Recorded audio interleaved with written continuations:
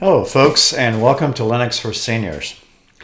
Name of my channel. Linux is for any age, but the name of my channel is Linux for Seniors. You should see an icon similar to that. That's a watermark floating around your time and date if you'd like to subscribe. If you don't find that, go find me on YouTube. Linux for Seniors, 300 plus videos and growing. Today's video, I'm going to call that Having Fun with Bash Apps, Born Again Shell. I have one here that I created that takes a guess at your birthday, day of the week. In other words, all you do is supply the month and year, and you can tell your friend or family member what day of the week they were born on. Or you can find events in time to find out the specific day of the week that fell on. Okay, so I'll give you maybe one piece of trivia while I'm at it. So I also have some other toys like show memory info, disk information, and how to do sync ups with USB devices, for instance.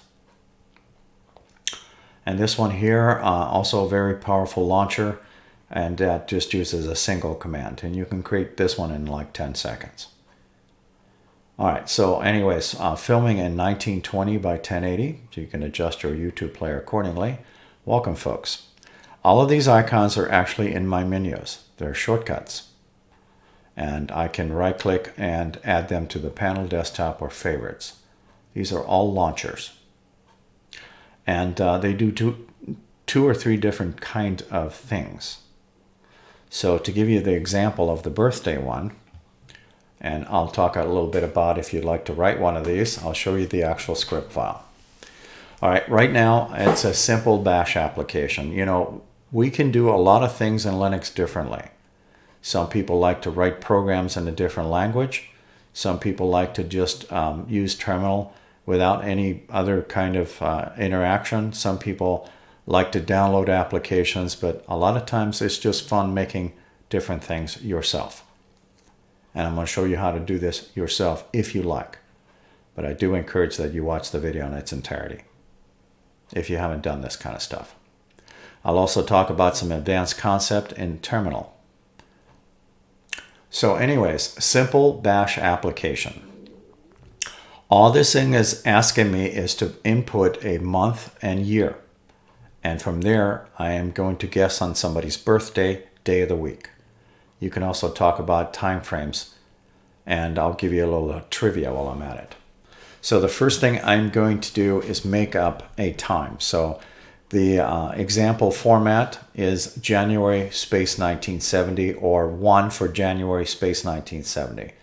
If I use the number 2 and put in a space and then a year like 1987, that'll be February of 1987.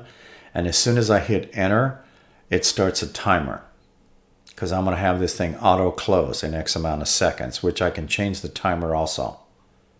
I can also reconfigure this terminal box to hold it open. I'll talk about those advanced features in a minute.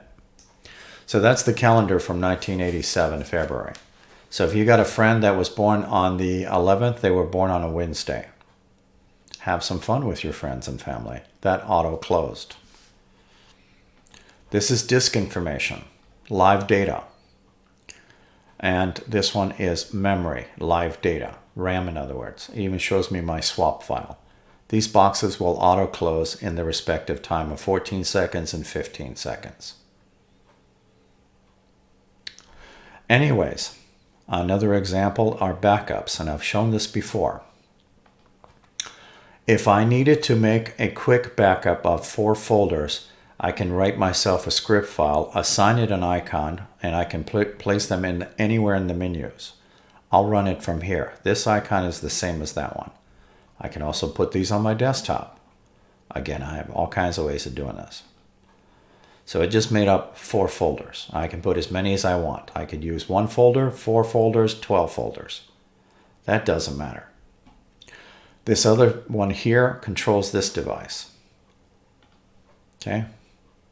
Now, this one here is a little bit different. This is using a single command to perform an action that's very powerful, and that is shutting down your system immediately.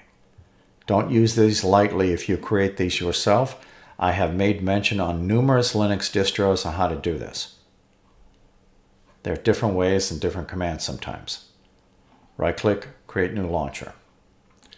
So launchers are something that can be used, and that's what I'm using for these bash toys and also for commands. You can either put a command or browse for a file. So to give you an example of top, this is top. I'll run it out of terminal. It's a process monitor. Okay, so all the stuff I'm about to show you also here can also be run in terminal. All right, so I'm going to erase that. So to recreate this one, it's called power off. It's that simple. So that's obviously spelled wrong. I'll have a red X. That's correct because I have an arrow now. So basically this command is going to power off your system right now. That's why I'm writing it that way. If you'd like to have the power icon, as long as you're using a fairly standard theme, you should be able to find it by typing in SHU. You should be able to find that icon. But again, if you changed your theme, it may look a little different. I could use the skull and bones too, or the little wall switch, but I'll use that one. So this is the complete path for creating one of these. And then you hit OK, and it'll ask you, do you want it in the Mint menu also? You can answer yes or no. This does not require me to launch it in terminal. I will talk about this option later. Now you know how to make one of these, and please be advised, when you do create one of these, save your files before touching these things. And I don't advise putting them on your panel. They're too easily triggered. Trust me, if you put this on the panel, you're going to click that inadvertently one of these days. It'll power down your system immediately, and it'll make you mad. So do yourself a favor. Probably put them on your desktop. That way you can double click on them. You could put them in here, but these are also single clicks. Be careful with those. It's very simple to do. Okay. I got to be really careful with this. So that's why I don't like putting them there or on the panel. All right, so I showed you the birthday thing. It's got a timer on it, right? Now, if I decide to do an advanced step, though, I can also do it this way. Hit Edit, Preferences. The command field normally on your machine for Linux Mint is set to exit the terminal when the command finishes. Okay, shell. Now, I'm going to hold the terminal open. And then I'm going to rerun this again. Or I could do it from here. So again, it could be any time frame, and it could be, I'll just give you some examples. Like if I type in 3, that's March, and then 1967, that's the March 1967 calendar. So if you got a friend born on the 29th, they were born on a Wednesday. So again, you can have all kinds of fun. Now, as soon as I hit that number, it started a timer. But since I told it to hold the box open, the process actually completed successfully with a status 0, which is a normal command. Then you can relaunch it, and it'll ask you for a new time and date. Or if you close that, then it won't ask you that anymore. Now I'm going to put in a new date. So I'm going to put in 5 for May and some way back date, so 1556. That is the year. So if you're a historian, for instance, and you have some date in mind, I'll just pick May 1556, and that event occurred on the 22nd. It occurred on a Friday. Yes, you can use calendars back in time also, or you can use current time and date for birthdays. I want you to notice the blue box. The child process exited normally with a status 0. That means that the script ran just fine. And then I can relaunch it and put in a new date. Something more normal maybe. Like let's put in May and 1967. Whatever it might be. And there's the calendar for that time frame. And again, the timer started as soon as I entered that May 1967. And if I have the box to this command here set to advanced, hold the box open, then you get reload. Okay, I'm going to close this, And then I'm going to reconfigure this box only and not do anything with the script. This is your normal standard behavior for the terminal box, not yours. So again, it could be any time. So if I put in 11, which is November of 1966, oops, too many sixes.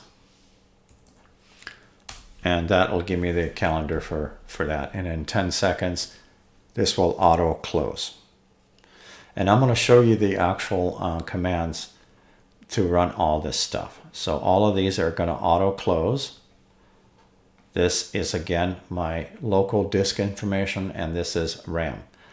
All of this stuff can be achieved through multiple utilities and applications. I'm just showing you having a little fun using Bash. So this time I'm going to open up this home folder for Paul. Paul is a made-up name. Paul has a script folder with multiple scripts. CalTest is the one for the birthday. Disk information is self-explanatory, and free memory is what you have RAM information. What you don't know about is my junk is actually tied to this USB stick, and it's a backup program, and this is the USB drive. I showed you that I clicked those earlier when I did this. Okay, this is just a shortcut to that folder. So let me take this apart for you. These are all created with a standard text editor. So the standard text editor for Linux Mint 21.3 Cinnamon is Xhead. Okay, it's a lightweight text editor. You can install others. And I normally work with other text editors also. But more importantly, that file is tied into this program, whether I click it in here, here, or on the panel, it doesn't matter. They all point to this file here. And this is a script file. When your normal script is set all ready to go, you should have 4 dialog boxes: run in terminal, display, cancel, or run. That's because the attribute of this is set to run as a program. If you don't have that, it opens this file up like a regular text file. And now you can see what it looks like. And now we'll reopen it in a second. I'm just going to turn this back on. Okay, this time I'm just going to display it. Okay, I'll make this a little bit larger for you. They all start with a bin bash line, and the rest of these are all echo statements. So let me open this up. And again, it's going to hold that box flashing until I enter something, and then the timer starts. So I'll leave this up. So the first line says simple bash app, and that's what I typed in here. And then I put a quote and then another quote below that. So echo is just to repeat that on my terminal box. And then the same thing goes with here. Why didn't I just use a single line? Because it would have just kind of bled off the edge. I wanted it in kind of a nice, neat little box. So I started to type, and then I kind of stopped and then typed the next line and then the next line and the next line. We can do things a lot differently everywhere. Lots of different ideas. This is just the one I chose. All right, so the echo with the open quotes over here on the last line is a space. That's all that thing is doing. The other line here is different. It says read P. Down below are these pound symbols, and they're just remarks. So the second line says read P is input field for the date, and it's assigned with that input.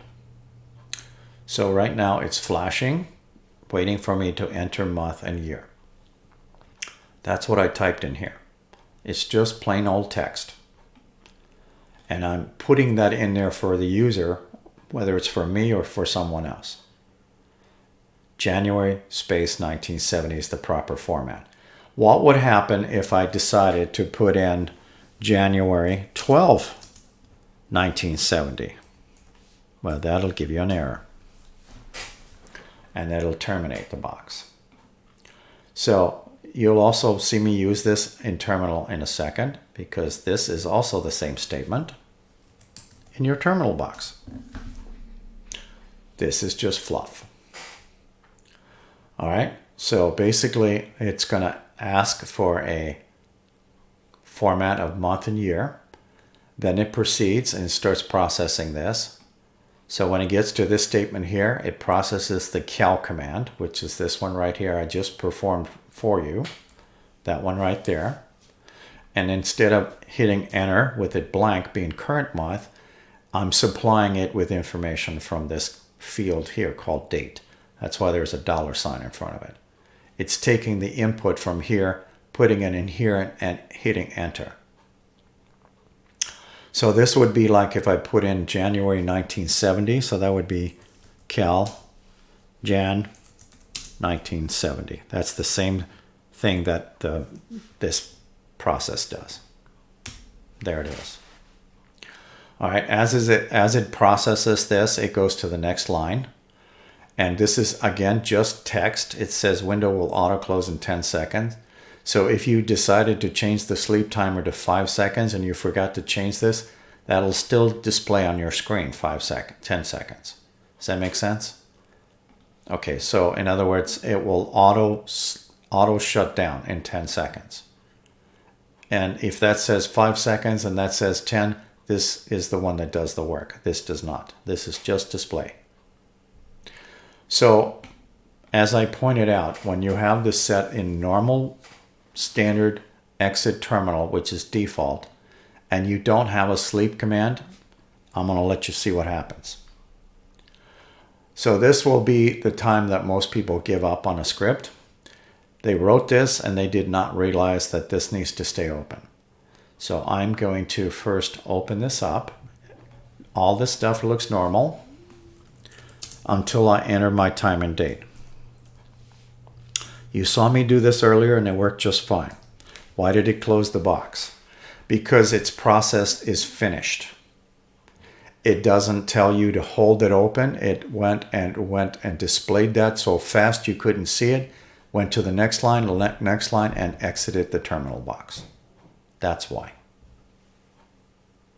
So even if I take the exit out and reprocess this,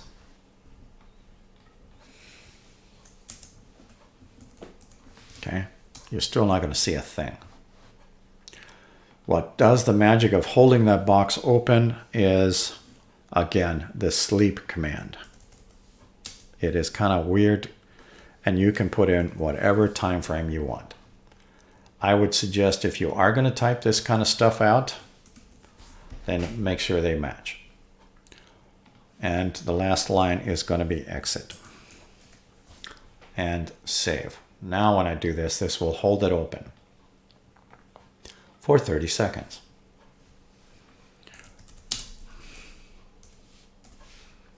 Hopefully that's all clear. You can always close this manually. If you put in a 99, it'll stay open for 99 seconds, for instance. You don't have to type any of this stuff in.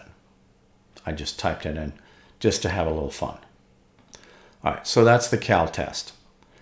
Opening up terminal, I can perform everything that this just did. By typing in cal, that's the calendar from this month. If I type in cal space, I'll put in 1776. What day of the week did July 4th fall on in 1776? Thursday. Upper arrow key. Change the month. FEB 1967. That still works the same. Exit. And let's move on from here. So you can put in pound symbols if you're trying to describe a function. It's pretty standard stuff with most programmers. Not all do that, but a lot of them do. Okay, this one's called cal test. You can call it whatever you want. This is disk information. It's done the same way. It's got a bin bash on it. And the disk information was this right here. And this is set to auto close in 15 seconds. All right, so we'll leave it up and I'll talk about this. Bin bash, echo, disk info, one quote, in other words, I'll skip a line. And then the command is actually df, df-h. So let's do that. First I'll do a df. And it's kind of hard to read, but I want you to notice all the percent symbols. Now I'll do a big H, and it's now human readable. It's now in gigabytes and megabytes. It's still the same percentages though. These are all still the same percentages. So we have the My Junk, which is this one here. We have the USB back, which is that drive. And then SDA2 is the actual drive that I'm running the Linux Mint 21.3 Cinnamon on. Just to give you that example. So you can perform all these commands out of terminal without writing anything like this. All I'm doing is showing you something that you can play with. Okay? You certainly can find other utilities to do this with, and other means also. Just having a little fun with script files. Free memory, same deal. Let's find free memory. Display. Okay, bin bash. Meat of the thing is free H, and I termed it on that last line. Keep in mind, you can always hit subscribe. You can always rewatch the video, hit pause, screenshot, take out your digital camera, all that kind of stuff, if you want to create these. Same thing, don't need a bash script to do this with. If I type in free, that's in raw format. And if I type in free again, put a space, put a dash H, then I'll have the same outcome as this right here.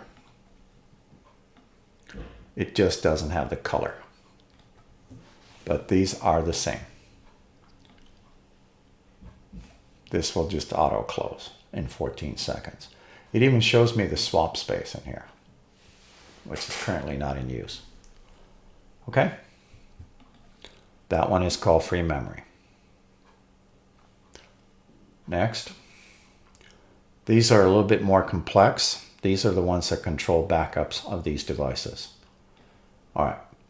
So let me talk a little bit about backups for a second. If you haven't seen any of my videos, and if you have, apologize, but I never know when I have a new viewer. So the backup tool uses tar, tape archive. It's not compressed.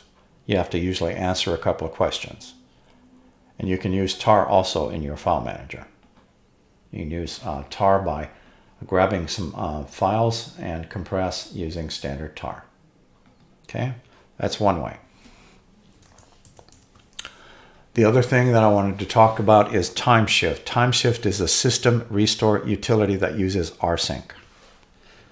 Rsync is a very powerful tool. Some people actually sync up files between computers, but Linux Mint is syncing up your system files.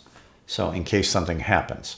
There's two reasons why you want to use Timeshift. One is if you can't log into your system, you find your booted up media, your live media, or download a fresh copy. Use that to boot up the machine, and then in your Mint menu, find in TI for Timeshift and open it. On your live copy, it will not request a password. Open up the wizard and then hit finished. The reason I wanted to let you see this, it says Rsync on it. That's the default method of backing up your files. By the way, if you have a power outage while you're doing an update and something gets corrupt, you can always, as long as you can log into your system, you can also perform restores from here by clicking that and doing restore. It's about 10 minutes. It's better than reinstalling all your programs. After you use an older update, then you can go ahead and process all your updates all over again. It's better than reinstalling system.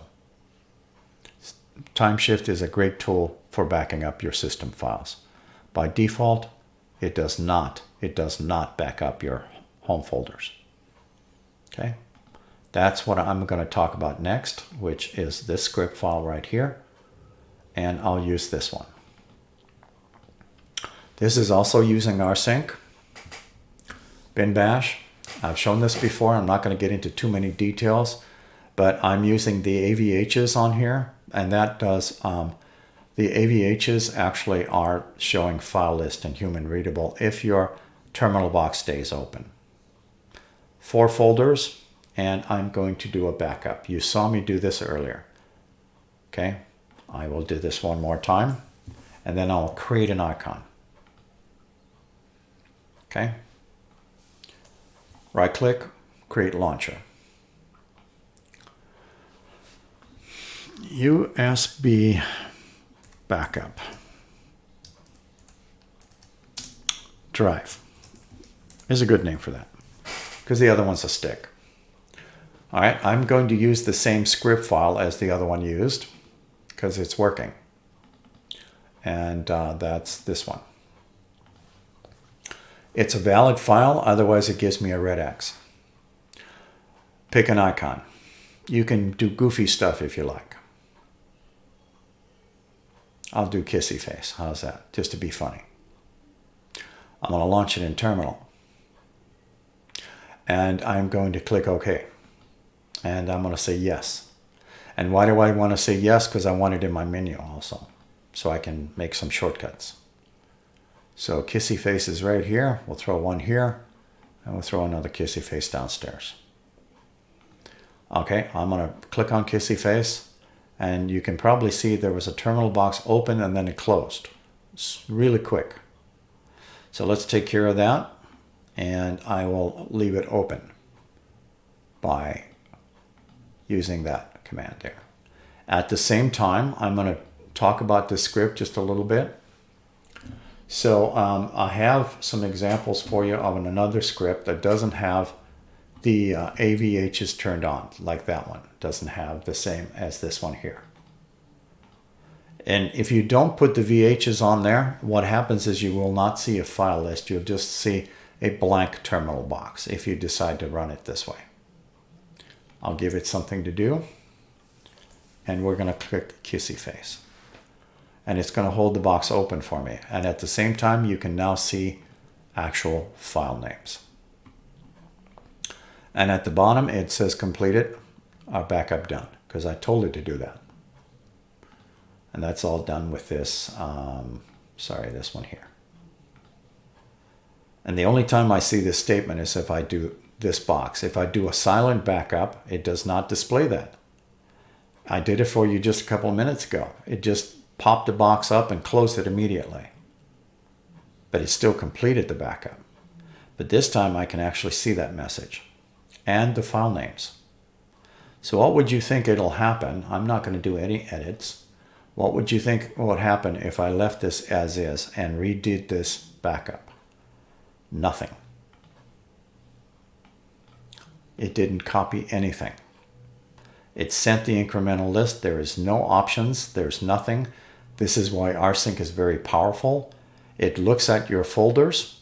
If it doesn't see anything new, it knows that by the timestamps. It doesn't replicate anything. If it finds something that's been altered, let's take this 888 and delete it. And let's take a look at that. You can see it here. Watch what happens when I do that. 888 is deleted. It even tells me that right there. And it's been removed in here. So if you add and remove any files, as long as this script file is written with this command here, it will perform a total sync. That's all done with the magic of that command. If you leave that off, it only syncs forward. It copies documents to documents and never deletes a thing. It just keeps adding. And you'll run out of space eventually. But that is actually a preferred with some folks. But if you want them totally in sync, file for file, folder for folder, don't forget that -- deletes. You can also use Grsync. Grsync looks like this, and by default, it does not delete on destination. You see that blue box? -- deletes. One thing at a time. For your timid users, I would say you can use that rather easily. One source, one destination. That's sufficient with a lot of people. If you want to copy multiple folders at the same time, I would suggest script files.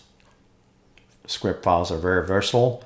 You can also have them auto-executed during logins, but I'm not going to get into that part today. I'm just talking about standard born-again shell applications using some of this stuff. Most of the stuff can be run out of terminal. Not this command, But actually, you can use that command in terminal, but you have to use another statement with it. But more importantly, you can do your backups. You can also create that funny looking birthday thing, or you can just run it straight out of terminal. Thank you for watching.